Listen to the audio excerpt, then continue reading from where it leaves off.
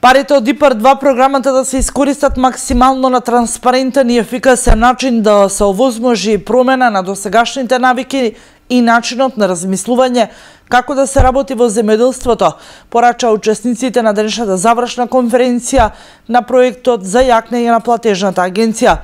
Институциите треба да се способни да ја подготват определената документација, да ги спроведат регуларно процедурите и да овозможат средствата да дојдат до вистинските корисници. Не е важно само да се дојде до пари, туку многу побитно е како тие правилно ќе се искористат.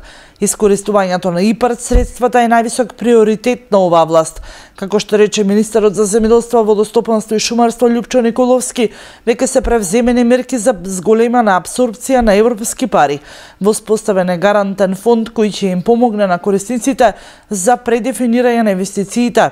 Изготвен и акцијски план за заекнување на административните капацитети, но интензивно се ангажираат и меѓународни експерти за што поквалитетни соодветни услови.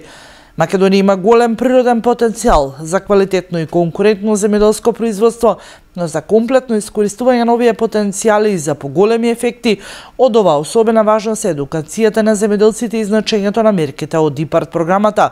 Мерки кои ќе помогнат за доближување на македонското до европското земјоделство и во создавање на конкурентни производи со висока додадена вредност, укажува Николовски. Проектот за јакнење на платежната агенција се спроведуваше 22 месеци со европска поддршка вредна 1,5 милиони евра.